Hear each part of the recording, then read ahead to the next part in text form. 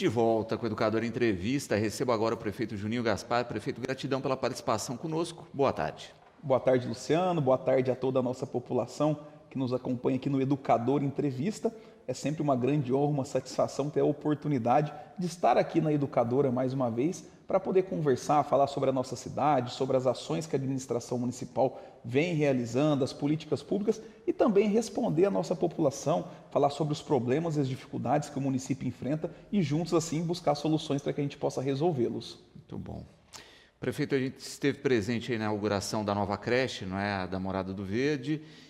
Queria falar um pouquinho a respeito disso, não é? Até porque é uma creche que tem um formato diferenciado hoje com uma parceria, não é, na estrutura municipal. Exatamente, Luciano. Nós investimos aí cerca de 5 milhões de reais em uma nova creche aqui na nossa cidade, lá no Morada do Verde, região lá do Antônio Romagnoli, Vila Lopes, Santa Rita, enfim, uma série de ações em que nós investimos recursos na área da educação e aquela região não é diferente. Naquela região, além da nova creche que nós fizemos, essa inauguração, nós já reformamos e ampliamos a creche Efigênia, que fica ali na Vila Lopes, a creche NICML, que fica no bairro do CML, e com isso nós temos hoje 112 novas vagas de creche na nova creche, que é a creche Tia Zezé, uma homenagem de uma funcionária, uma servidora pública nossa, onde nós colocamos o nome da Tia Zezé, né? E com isso, com as 112 novas vagas para as crianças, nós completamos somente nessa nossa gestão 488 novas vagas de creche. E um diferencial importante nesta creche, como você bem pontuou, é a questão da parceria e da gestão da unidade municipal. É a primeira creche municipal com o horário estendido, é a primeira creche municipal em que as mamães e os papais têm a possibilidade de deixar as suas crianças às 7 horas da manhã e buscar ao final da tarde, às 5 horas da tarde. Né? Elas podem trabalhar durante todo o dia e ter a tranquilidade e a segurança de que os seus filhos estão em uma creche bem com a gestão eficiente, com uma gestão em que nós temos uma merenda de qualidade e, acima de tudo, educação pública de qualidade. Então, uma parceria que nós temos com a Fundação Lazzarini, que faz a gestão da unidade escolar, para que a gente possa atender cada vez melhor as nossas crianças. E com todos esses investimentos que nós fizemos naquela região, hoje a região ali do Antônio Romagnoli, Vila Lopes, ali o Morada do Verde, Davi Rodrigues, enfim, toda aquela região ali, NCML, nós temos demanda de vagas sobrando, nós temos número de vagas sobrando nas creches municipais. Então o objetivo, eu acredito que foi cumprido, são novas vagas de creche, unidade escolar nova, horário estendido, uma inovação importante para a cidade de Batatais e para as nossas crianças. Perfeito. Até porque isso, né? A cidade vem mudando muito a sua geografia ao longo dos anos, não é? E essas unidades acabam sendo necessárias justamente para atender, não é, essas novas regiões. E pensando também no futuro, né, que a gente sabe que está encaminhado algumas ações nesse sentido, como também expansão da estrutura de saúde, entre outras ações. Exatamente, Luciano. Na região, os investimentos não foram feitos somente na área da educação, mas lá é uma região muito grande, com muitos moradores. Nós temos uma parcela grande da nossa população que mora naquela região.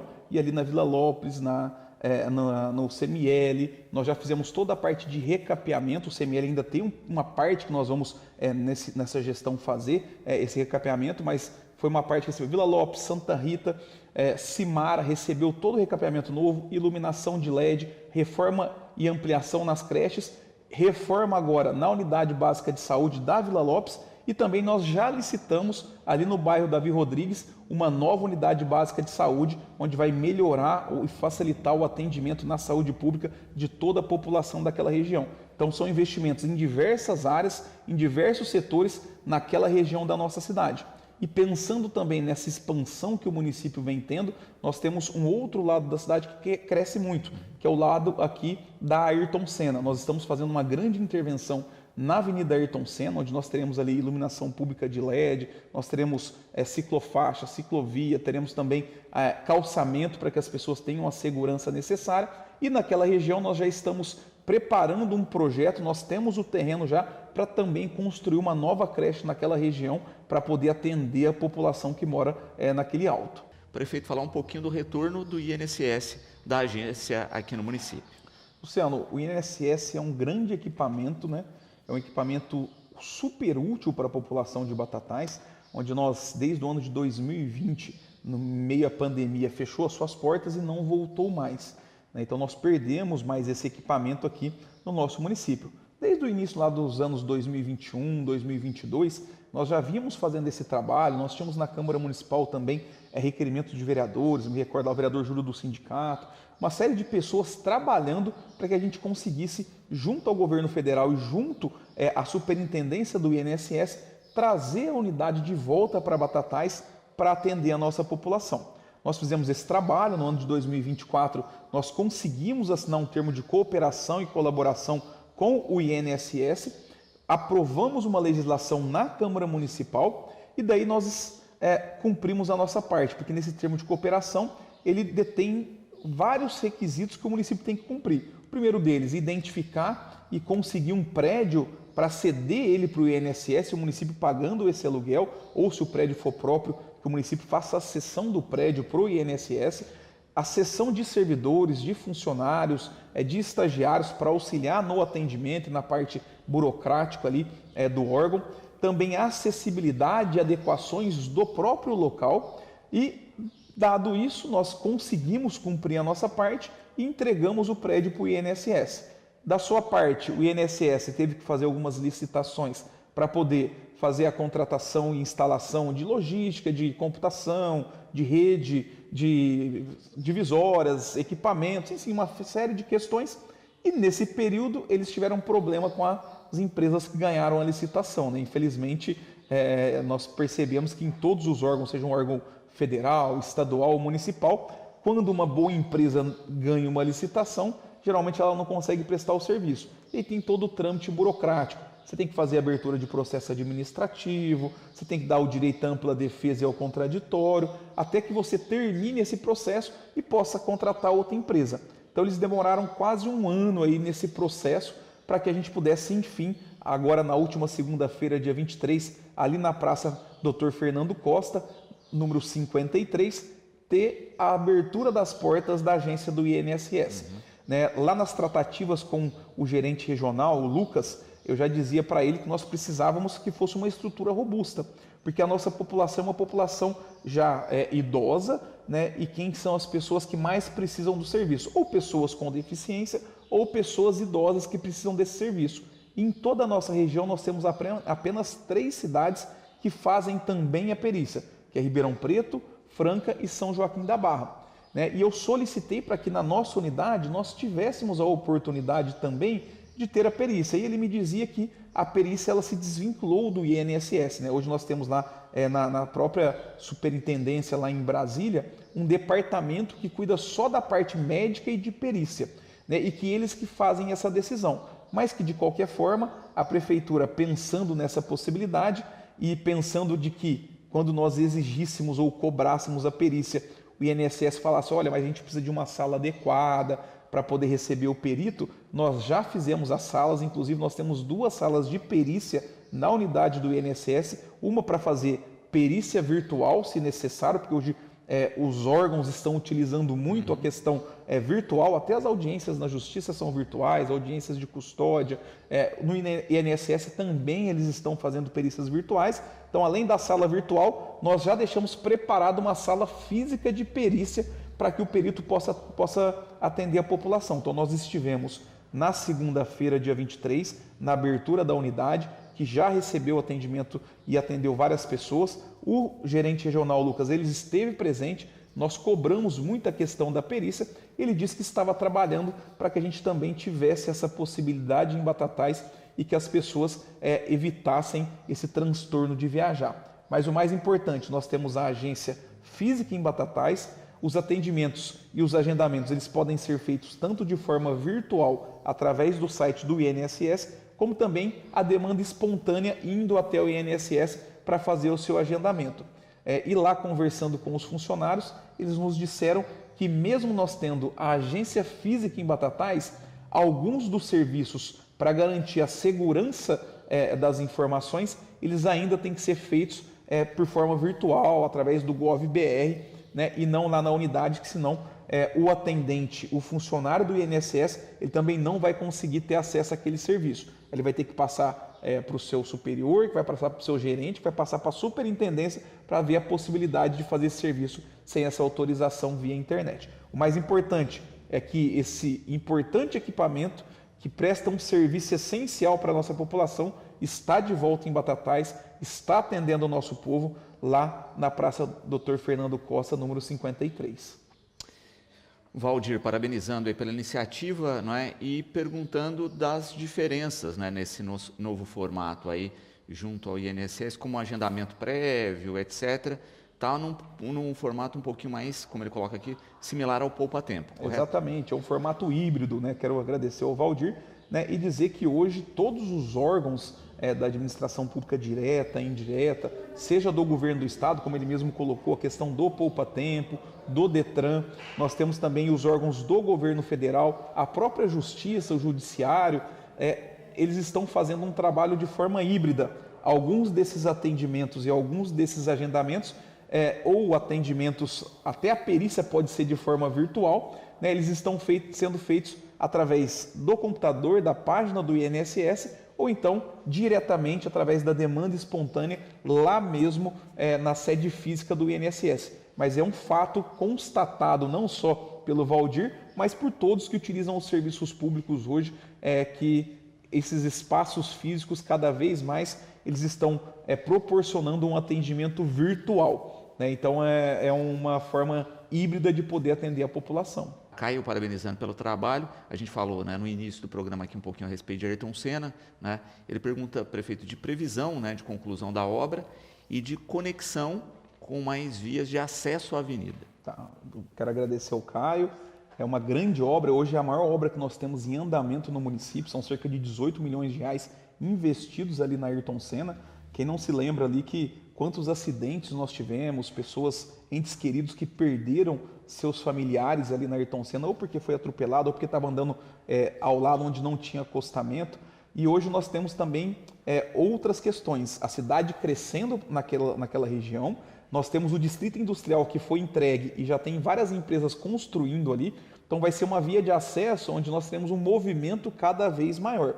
Então a previsão e a expectativa é que no máximo em 4 meses a gente consiga finalizar as obras e fazer a entrega da Avenida Ayrton Senna. Muitas pessoas às vezes perguntam, Luciano, falam assim, olha, a gente passa lá, aquela luzinha está muito fraca. Falo, aquela luzinha é só para demonstrar que a gente está tendo uma obra no local. Nós teremos ali, como toda a cidade praticamente já está em iluminação de LED, toda a avenida vai ter iluminação de LED. Durante toda a extensão da avenida nós teremos lá ciclofaixa, teremos calçamento para proporcionar segurança para as pessoas que transitam ali. E o asfalto que está lá hoje, Luciano, é uma capa de asfalto. Algumas pessoas também me questionaram, falaram assim, olha, mas parece que aquele asfalto vai ter que aumentar um pouquinho para chegar próximo à sarjeta. É porque o asfalto que está lá da avenida toda é apenas uma capa de asfalto, é apenas para que as pessoas possam transitar momentaneamente. Antes de acabar a obra, nós teremos o recapeamento de todo aquele asfalto, teremos um asfalto novo, um asfalto adequado, então vai ficar uma avenida importante para a nossa cidade, uma avenida com segurança, com iluminação, com ciclofaixa, com calçamento e que vai ligar uma grande quantidade de bairros e também o Distrito Industrial, o novo Distrito Industrial que nós também entregamos. Essa é uma fase. A próxima fase, os nossos projetos já estão prontos, é a interligação para os demais bairros ali. E assim a gente consegue desafogar aquela esquininha única que nós temos ali de frente aos supermercados Real, onde nós temos ali uma concentração muito grande de veículos, principalmente no horário de pico, seja no período da manhã, no horário de almoço ou no final da tarde. Então nós teremos ali, muito provavelmente, naquele local, uma nova avenida, já nessa pequena esquina ali, porque nós temos a aprovação de um loteamento aqui na área de frente, o deck margeando a Avenida Washington Luiz. Então nós temos como contrapartida a solicitação de uma segunda avenida até naquela região, uma rotatória, do lado esquerdo, para quem está indo ali rumo sentido Avenida Ayrton Senna, onde a gente tem ali a Rio Negro e Solimões. Teremos também uma rotatória ali e já virando à direita, sentido bairro, Jardim dos Ipês, Canadá, Altinarantes, nós teremos ali também mais 2 grandes avenidas, que uma que vai sair do Jardim dos Ipês vai fazer a ligação, atravessar o antigo aeroporto, né, para fazer a ligação e as pessoas saírem aqui no começo da Avenida Washington Luiz, e uma segunda rotatória, onde nós teremos também uma avenida que vai sair aqui no Alto dos Bancários, para poder sair na primeira rua dos Bancários ali também. Ela não vai ser diretamente na primeira rua, para evitar a questão de logística e de trânsito, não ter um trânsito muito grande dentro da área residencial. Então nós teremos essas duas grandes avenidas e também essas rotatórias. Só que é um segundo projeto. Nós vamos primeiro finalizar todo o projeto da Avenida Ayrton Senna. Os projetos para essas avenidas já estão prontos e aí a gente passa para a fase de busca de recursos para poder fazer esses investimentos em infraestrutura, engenharia e mobilidade urbana. Perfeito. Né? Para existirem essas conexões e finalizar essa estrutura viária nessa região. Com certeza absoluta, Luciano. Como eu volto a repetir, uma região que cresceu muito, a cidade cresce muito naquela região. Nós temos o novo distrito industrial, em breve teremos um tráfego de veículos muito grande ali, né, de pessoas que estarão indo para o seu novo trabalho, ou veículos pesados também passando por ali. Então nós temos que ter ali para o nosso cidadão, para as pessoas que moram naquela região, áreas de escape, avenidas de escape, rotatórias, para que elas não tenham a dificuldade de pegar esse trânsito que nós já temos hoje. Viagens a São Paulo, né, com duas pautas importantes. Né? Primeiro, indicação do Prêmio Governador do Estado de São Paulo, não é?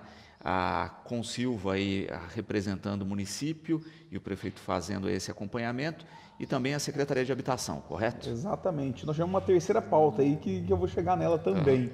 Né? Mas o importante, nas 2 últimas semanas eu estive 2, 3 dias em São Paulo. Primeiro, na questão da habitação. Nós estamos aí em busca de alternativas para poder buscar moradias de interesse social, popular, para a nossa população.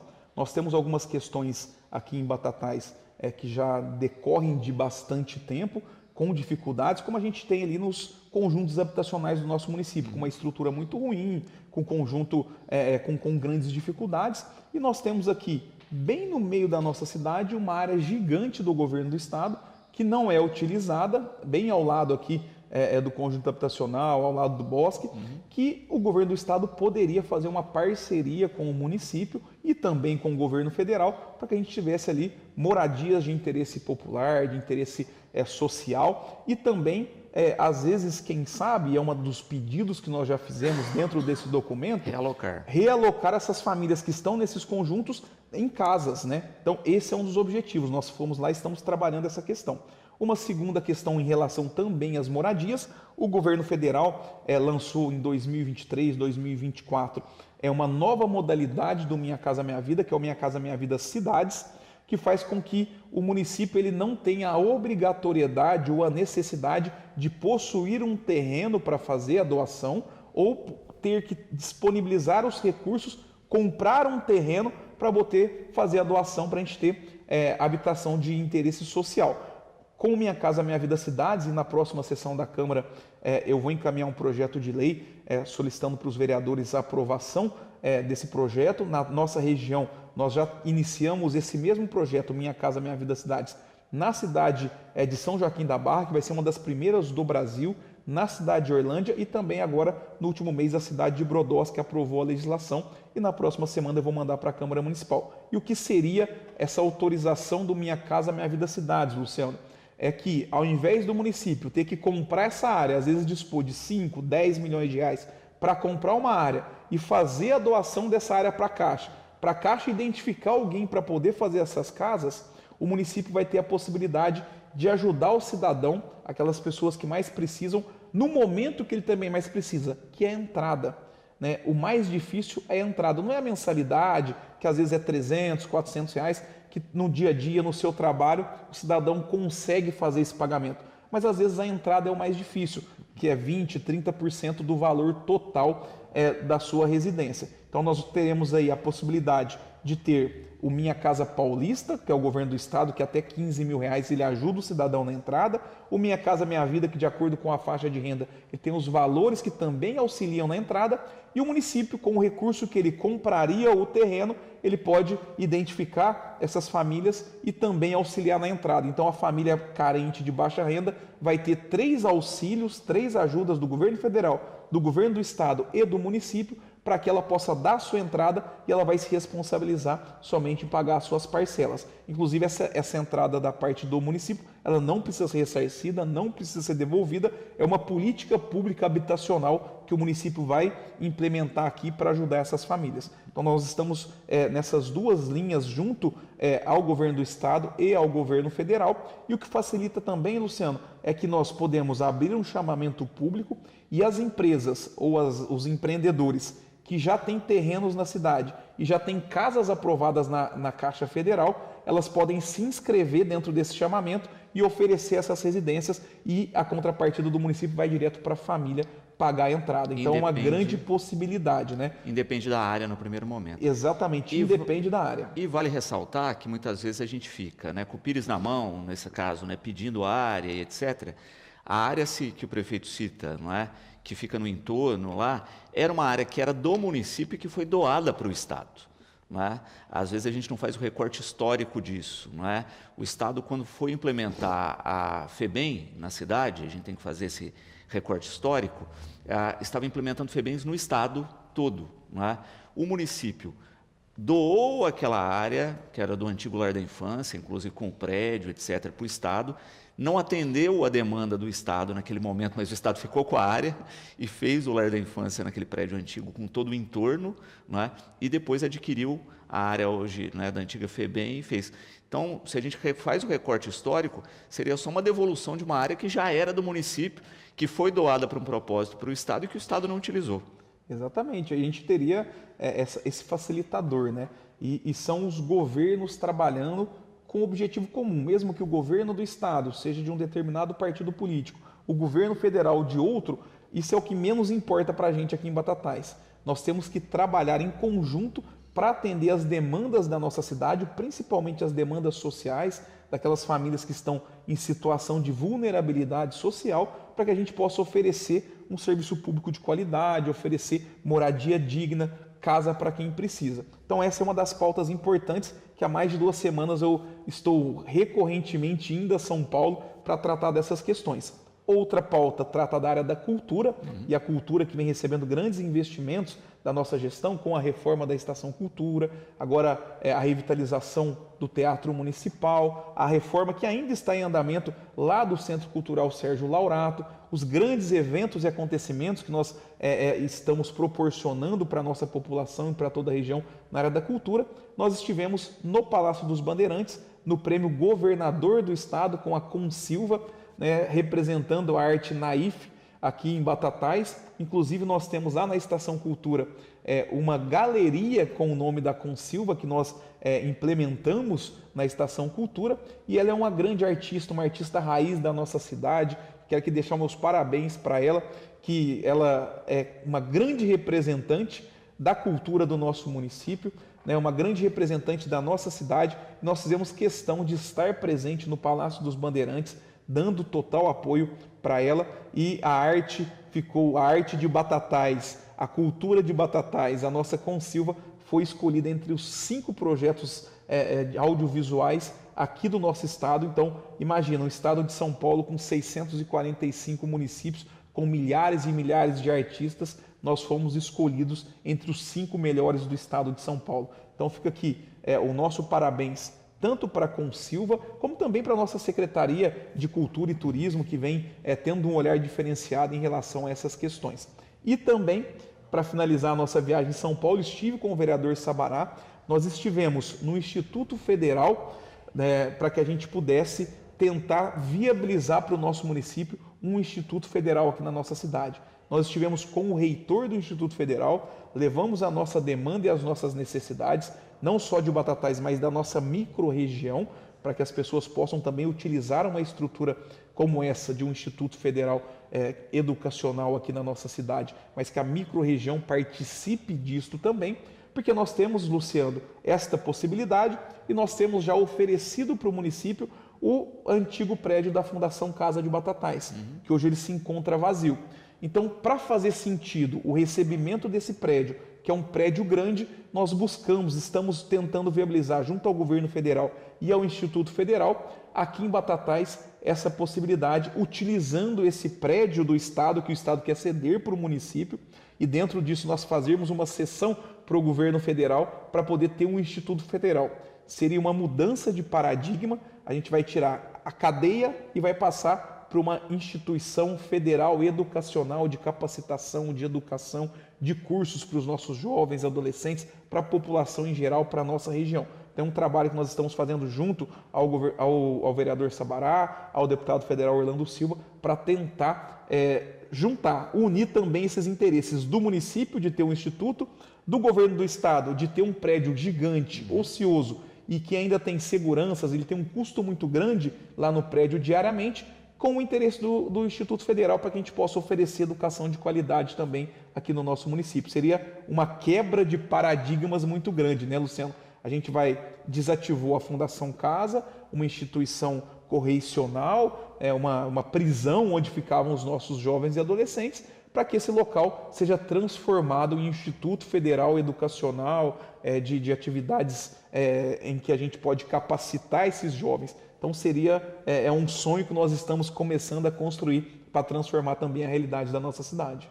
Para encerrar, não é? A gente vê aí uma série de ações em andamento e a aproximação cada vez mais da população dessa rotina, seja pelas redes sociais, seja pela página da prefeitura, de entender o funcionamento de fato, né, da estrutura pública e entender que muitas vezes, como a gente falava, né, olha, você tem uma licitação que tem problema, muitas vezes você não tem um recurso suficiente, aquela parceria com o Estado ou com o governo federal não pode ainda ser firmada.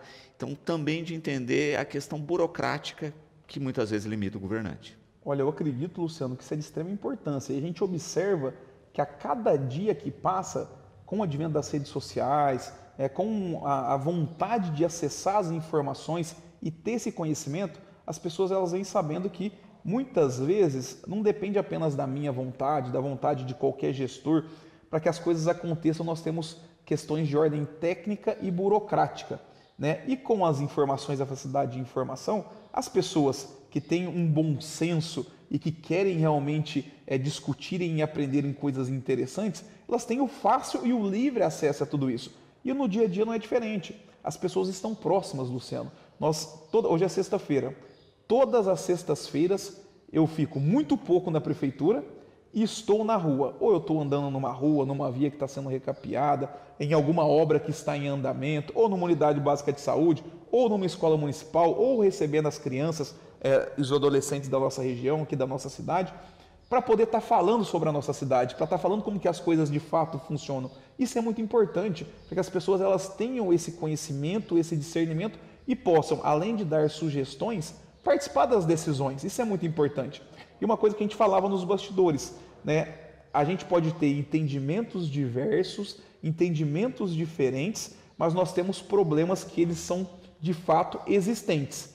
Se você não concorda ou você discorda de determinada posição, qual que é tecnicamente, vamos discutir, vamos debater, vamos conversar a respeito dessa questão e chegar num denominador comum, né? Não adianta falar só, eu só sou contra, voto contra, mas você não faz ideia do que você está falando, você não faz ideia do que você está fazendo e pior, você não tem uma alternativa e você não estudou nada para que a gente possa mudar essa discussão. Então isso é importantíssimo para a nossa cidade, importante para o amadurecimento do ser humano e das pessoas e que a gente possa cada vez mais estar próximo das pessoas, estar discutindo as ações importantes da nossa cidade, discutindo os problemas. Eu costumo dizer que para a nossa gestão, cada problema e cada dificuldade é uma nova oportunidade, porque a gente não abre mão de ir lá, de saber o que está acontecendo, de discutir com as pessoas e, na medida do possível, tentar resolver. Porque nem sempre tudo vai ser resolvido e nem sempre a gente tem as soluções necessárias ou na velocidade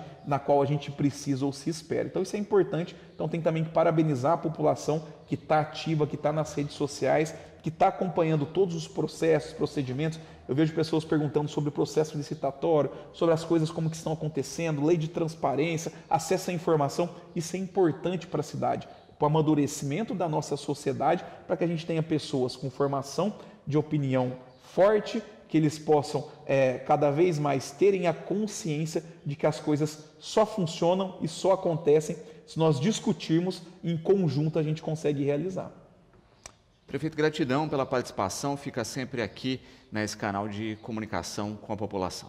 Agradeço mais uma vez pela oportunidade, Luciano, agradeço a nossa população. Sempre é importante nós termos a oportunidade de falar sobre a nossa cidade, sobre as ações e políticas públicas desenvolvidas e implementadas e também falar sobre os problemas, porque problemas, a cidade é como a nossa casa, mas muito maior. A gente tem muito, tem todo dia e a gente acorda todo dia cedo para trabalhar, para buscar as alternativas e, repito, na medida do possível, resolver a maior parte desses problemas. Contem sempre comigo, contem sempre com a Prefeitura da Estância Turística de Batatais. Um ótimo final de semana, um forte abraço a todos e fiquem todos com Deus.